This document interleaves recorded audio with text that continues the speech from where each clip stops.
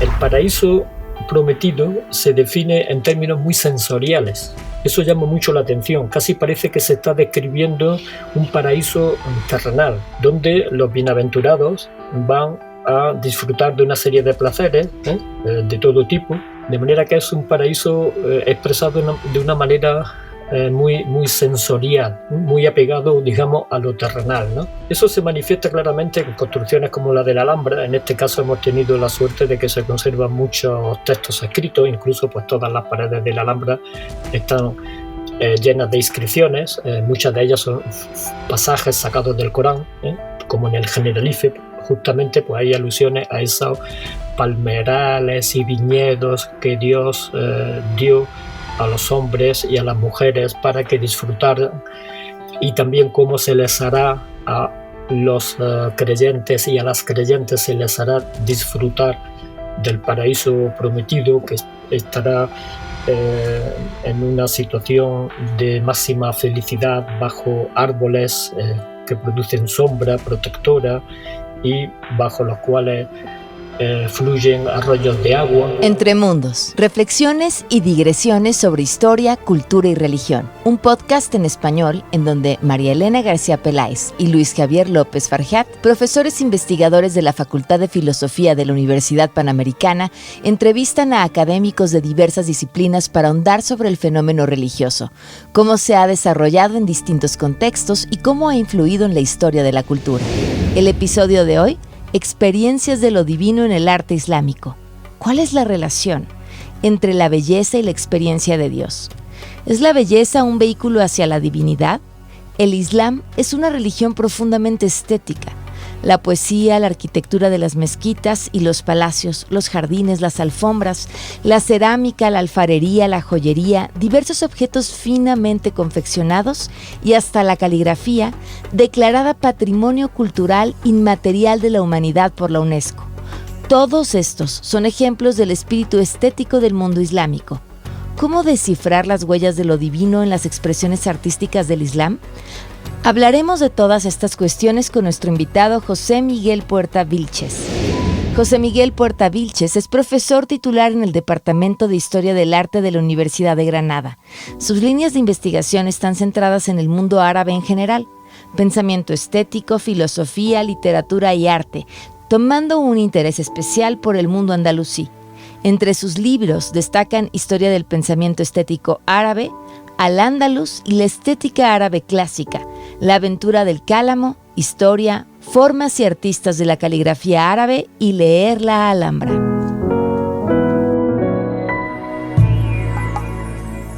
¿Cuál dirías que es el papel de las artes en el mundo islámico? Poco se conoce de esto, ¿no? Bueno, se ubica generalmente pues la Alhambra o la mezquita de Córdoba, ¿no? La mezquita azul en Estambul, pero quizá poco se habla de cuál es el papel que tendrían las artes del mundo islámico en un panorama más amplio de la historia del arte.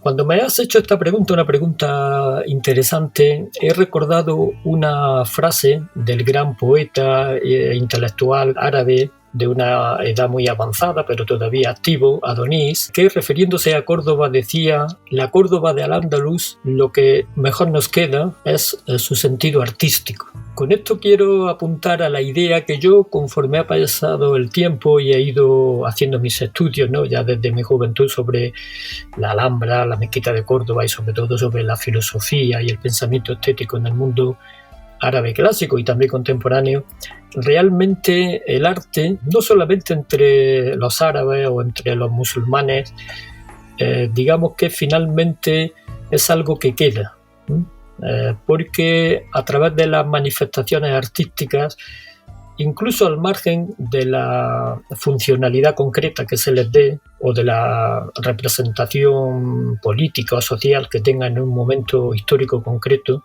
como puede ser el caso de la Alhambra de Granada o de la mezquita de Córdoba, los artesanos, los artistas han buscado, a través de aprendizaje, de experimentación, de relación con otras culturas también, ¿no? La cultura árabe y el arte árabe islámico pues tiene muchos elementos como se sabe, de arte bizantino, de arte cristiano, incluso de otras artes orientales, y de todo ello y de la propia experiencia de los propios musulmanes a través de la historia, han ido destilando un arte realmente refinado, con una serie de componentes muy atractivos que no solamente han pervivido en el tiempo, sino que incluso a las generaciones actuales, ya del siglo XXI, pues tocan a aspectos importantes del ser humano, del individuo e incluso de la naturaleza. En este sentido, obviamente, la fusión de la arquitectura y el jardín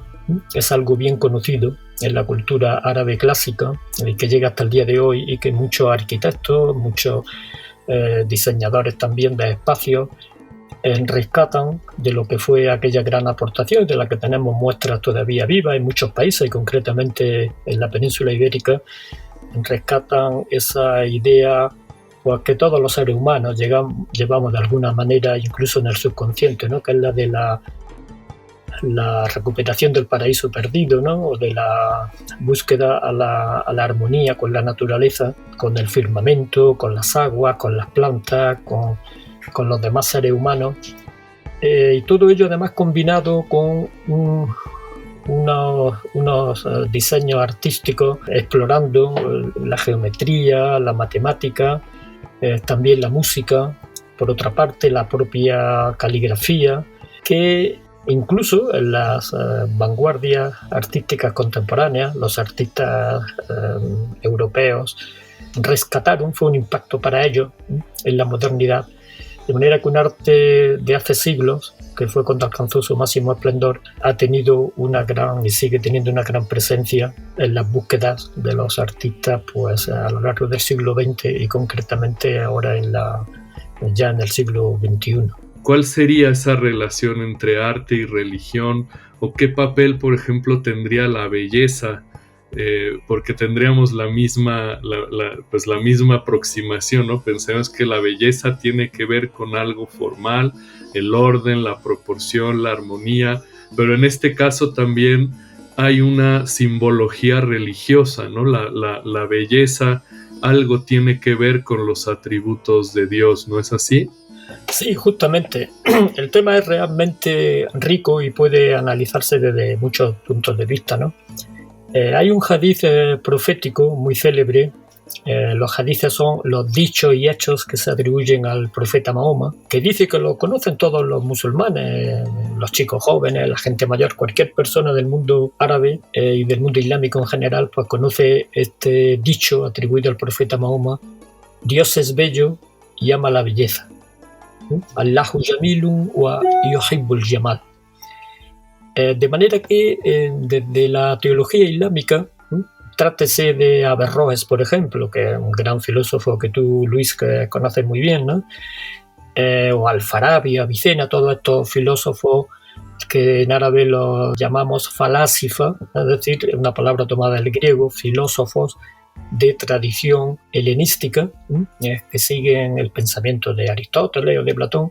Tanto estos filósofos como los sufíes, los místicos del Islam, que tienen una visión del mundo en buena parte diferente, coinciden entre sí en esta característica, que además es una característica bien expresada en el propio Corán y que sigue además el itinerario de las tres grandes religiones monoteístas, las religiones del libro, de la idea de la concepción del mundo terrenal, la creación, como algo bello y perfecto creado por Dios. Y en el caso del Islam también, como también sucede en el cristianismo y en el judaísmo, sea desde perspectivas teológicas, filosófico-aristotélicas, digamos, o desde perspectivas ya místicas, existe también la idea del paraíso prometido.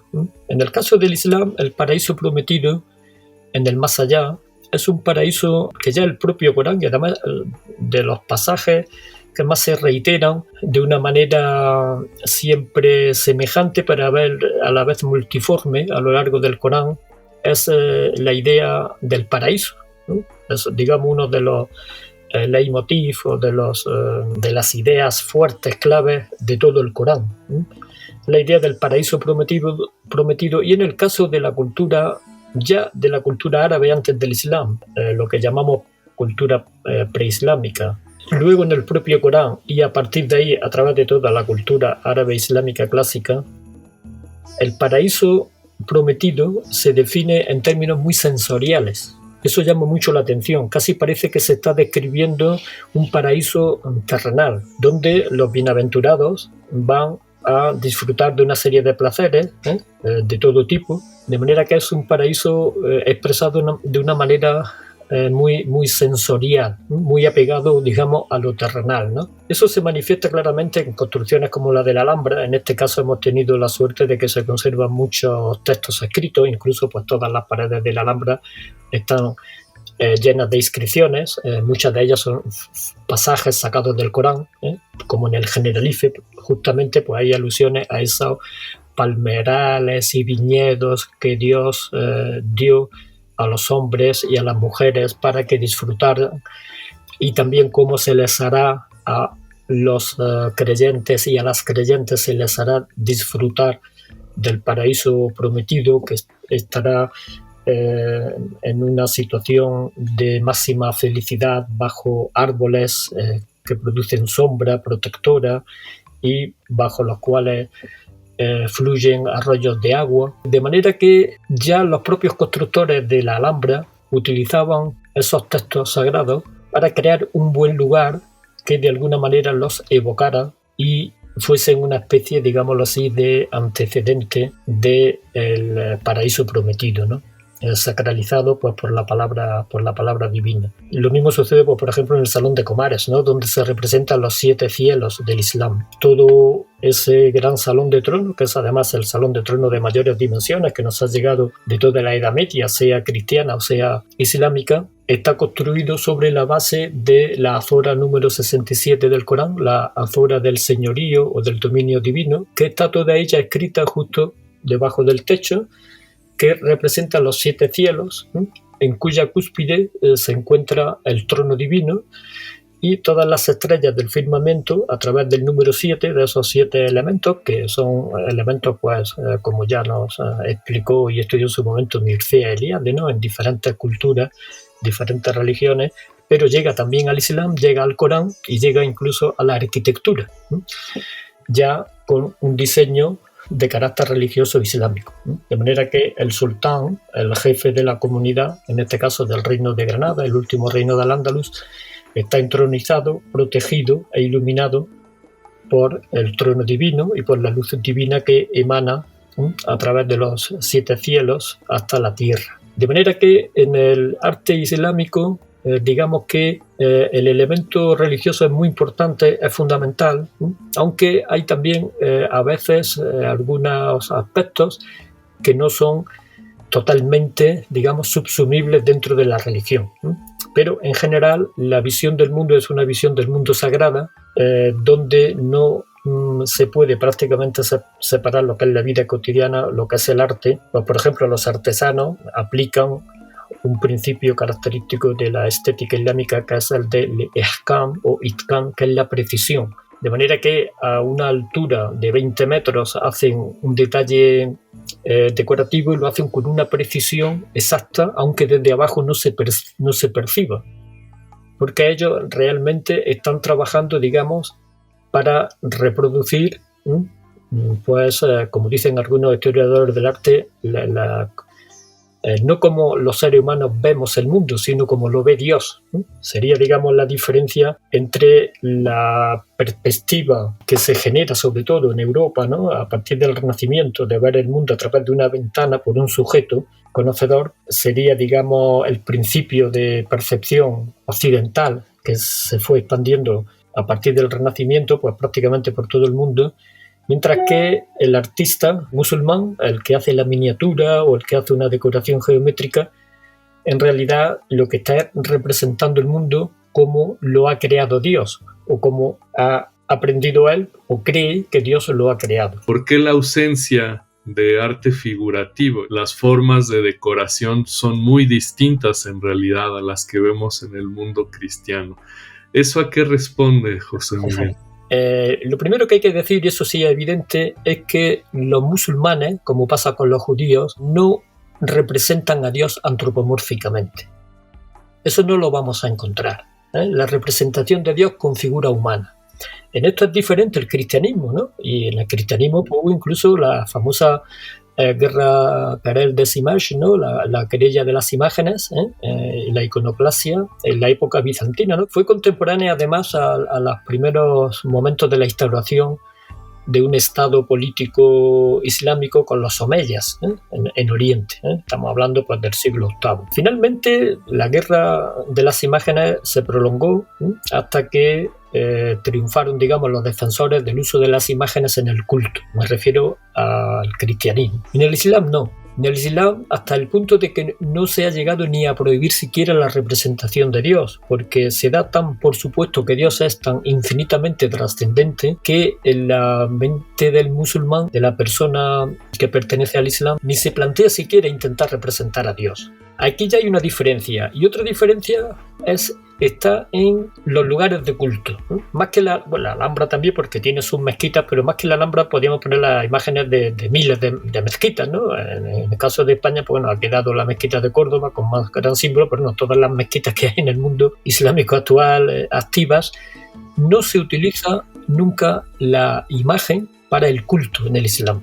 Por ejemplo, en Granada, los musulmanes a las iglesias, pues les llama la atención ver toda la imaginería, ¿no?, a la que estamos tan acostumbrados en nuestros países, ¿no?, sobre todo la imaginería barroca de Semana Santa, etcétera, ¿no? Eso le sucede también a los norteamericanos, entre los protestantes tampoco tienen esa costumbre, y yo he visitado iglesias en Granada con musulmanes y con protestantes norteamericanos y me han hecho las mismas preguntas, ¿no?, de estupor ante ver imágenes a veces trágicas, pues de la figura de Cristo como encarnación de Dios, y eso no existe en el Islam.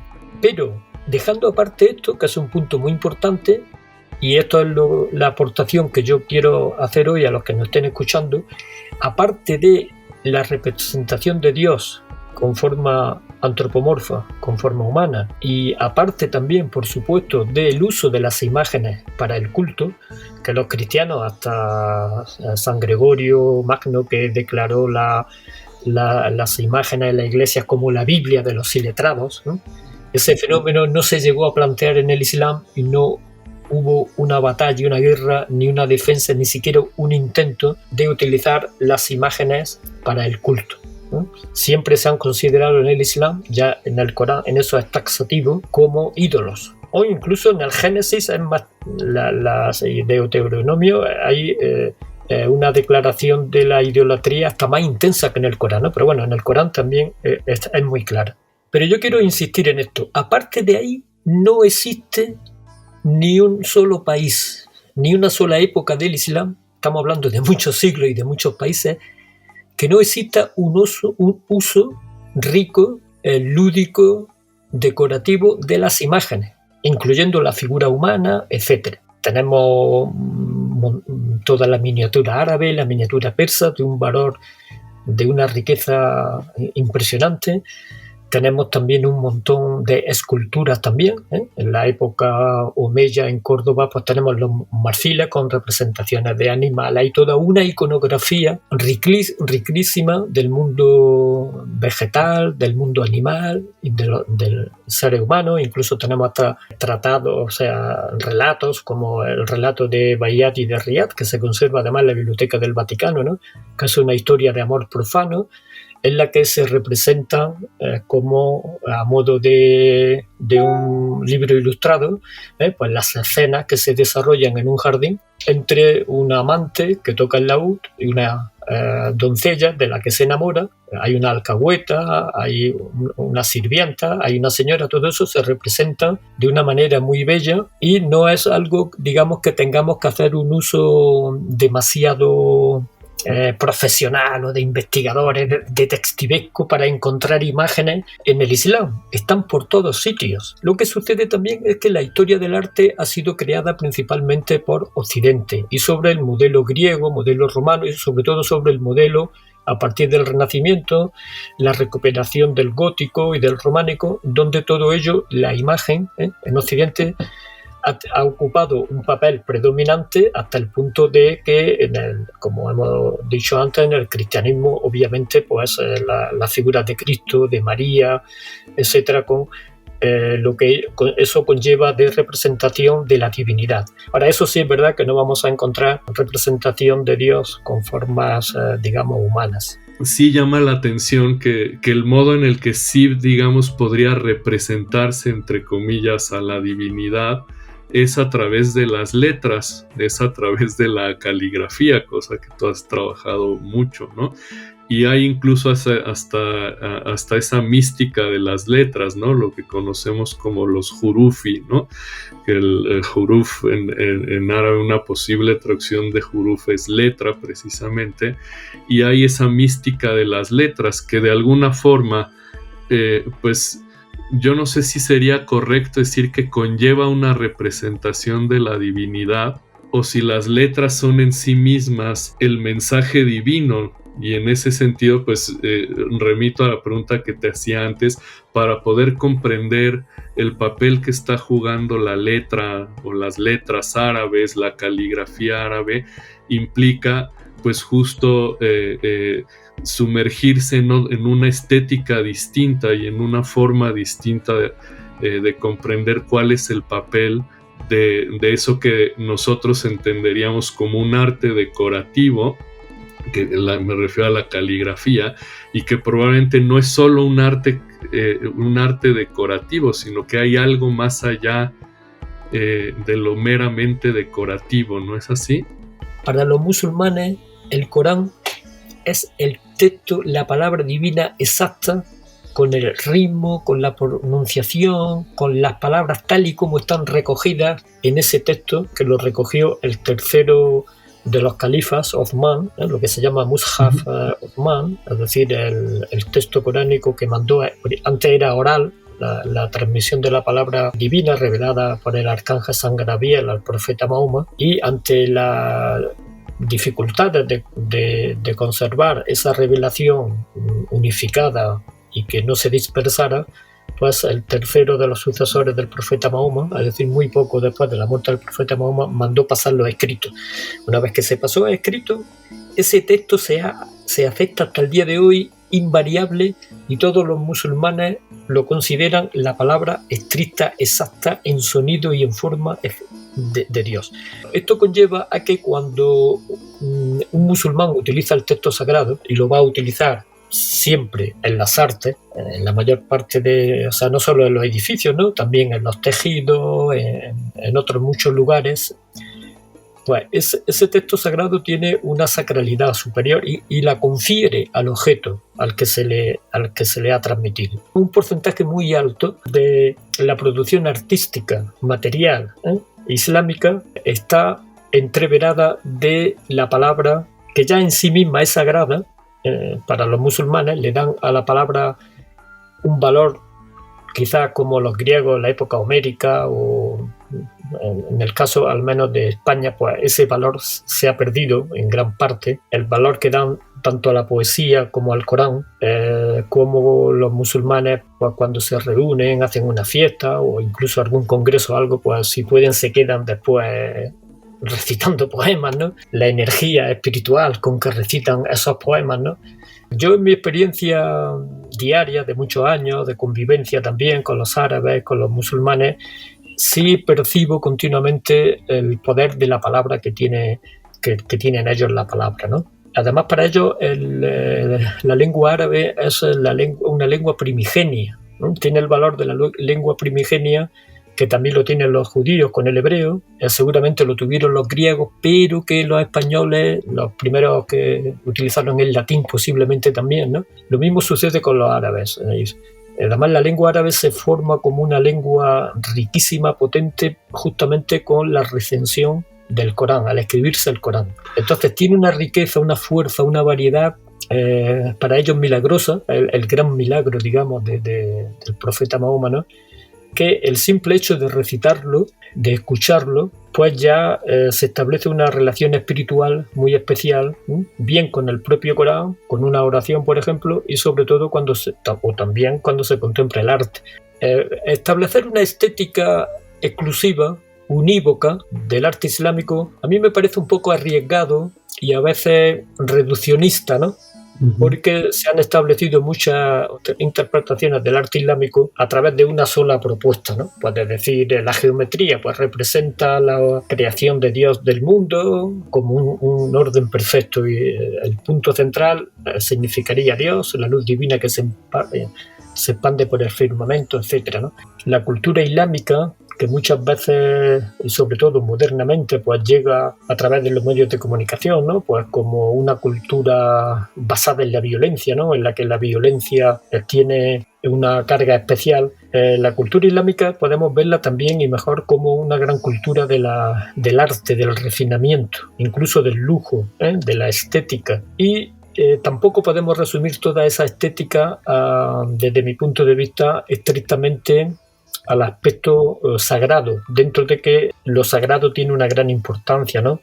Pues, por ejemplo, toda esta representación de la arquitectura como novia, del fenómeno del espejo, de los op art o del engaño óptico, todo eso los árabes tuvieron pues grandes ópticos, como fue Alhacén, los mayores ópticos de la Edad Media, que experimentaron directamente desde un punto de vista digámoslo así, al margen de dictados directos o de tratar de expresar lo que dice el Corán, ¿no? Sino que desde el punto de vista religioso también aparece en Averroes. Dios a través del Corán pide a los hombres que conozcan el mundo. Hay otro dicho atribuido al profeta que dice: busca el saber aunque sea en la China. Esto es diferente a muchas fases de la cultura medieval en las que se prohibía o se impedía que los fieles leyeran, por ejemplo, la Biblia, ¿no? O que buscasen el saber por temor a que ese saber fuese contra la religión, digamos, ¿no? Contra la estructura religiosa. El Islam generalmente, sobre todo en su época de esplendor, también ha tenido épocas, digámoslo así, de decadencia y de retroceso, pero en su época de mayor esplendor ha incitado siempre al conocimiento, a la ciencia, a la experimentación, y lo mismo ha sucedido en el arte. Sí, existe todo un arte por el arte, una búsqueda de la perfección. Es sorprendente cuando estudiamos, por ejemplo, la geometría, la enorme variedad. Es que es una cosa que supera el que lo ve por primera vez. A lo mejor ve un modelo y dice, ¡ay, qué bonito! Y ya está, y lo deja y se va a otra cosa. Pero los que estamos siempre y nos estamos encontrando por toda la España, ¿no? Toda la península ibérica, y si vamos a otros países más todavía, ¿no? Pues un zócalo de una casa de tal siglo en Toledo, otra en Burgos, incluso en Ávila, no sé qué, o un tejido. Casi nunca encontramos dos formas idénticas. La propia Alhambra, cuando uno entra, muchas veces la gente ve una pared y ya la otra no quiere ni mirarla porque piensa que es igual, porque aparentemente. Sin embargo, cuando uno la estudia, como he tenido yo que hacer, ¿no? Ves que siempre es distinto. O sea, hay una aparente, digámoslo así, especularidad o paralelismo, pero luego está sometido a una asimetría en los detalles. ¿Por qué? Pues para demostrar renovación, búsqueda. De manera que todos estos elementos y otros muchos que podríamos señalar ha hecho que de toda la cultura árabe clásica, además de una gran filosofía, como tú sabes mejor que yo, ¿no, Luis? Que te dedicas al estudio de la filosofía, una magnífica, impresionante literatura de prosa, la poesía árabe ya espectacular. Toda esa gran herencia se completa con una herencia artística, pues que cada vez se reivindica más. En el arte islámico clásico, digamos, no se buscó el reproducir la realidad, incluso de manera naturalista, ¿no? Incluso en las artes figurativas, ¿no? Pues cuando se representa, pues por ejemplo, un león, ¿no? No se representa, digamos, como lo representaría un renacentista, ¿no? Sino de una manera conceptual, ¿no? Cuando representa una figura humana, exactamente igual. Y en esa conceptualización, digámoslo así, de las figuras, sea animales, sea figuras humanas o sea de la naturaleza, se produce una estética, ¿no? Que va cambiando, tiende una tendencia por una parte a cierto esquematismo, pero a la vez a una profusión de los elementos, digámoslo así, decorativos, para crear, y esto es lo importante en la arquitectura igual, para crear siempre una obra o una imagen o un resultado artístico que sea diferente a lo que nos rodea en el mundo. Eso se ve siempre en la pasión de crear un espacio o una imagen o una figura que produzca lo que en árabe se llama ijab, fascinación, una arquitectura que normalmente una arquitectura uno la debe de imaginar rígida, sólida. Ellos van a poner una alberca debajo para que la masa arquitectónica aparezca invertida, y que la arquitectura parezca etérea. Incluso hay toda la literatura árabe muchas alusiones a la idea de una arquitectura móvil, que es lo contrario de una arquitectura, ¿no? Y trucos que se hacen, hiyal, en árabe es decir, ingenios, que es de reflejo de las aguas, de disposición de las columnas, que conforme uno se mueve siempre la arquitectura parece sorpresiva, diferente, hasta el grado de dar la sensación de movimiento, ¿no? O sea, toda esta tendencia planificada y bien pensada y renovada a través de los diferentes grupos de artistas o de artesanos, de crear materialidad diferente. Un pájaro nos evoca un pájaro, pero en realidad con la decoración que tiene ese pájaro nunca lo vas a ver en la realidad, porque no es una copia naturalista de la realidad, ¿no? Se nos ha terminado el tiempo y pues quiero cerrar pues agradeciéndote pues todo lo que hemos aprendido hoy con lo que nos has explicado y que nos deja muy claro que efectivamente necesitamos esa inmersión en el mundo islámico para comprender la riqueza que hay en el arte islámico y su vínculo que hay con lo religioso y la apreciación que hay también fuera del contexto religioso de las artes figurativas islámicas. Entonces, de verdad ha sido un placer conversar contigo, escucharte, y pues te agradezco muchísimo que hayas estado con nosotros y pues un fuerte abrazo hasta Granada.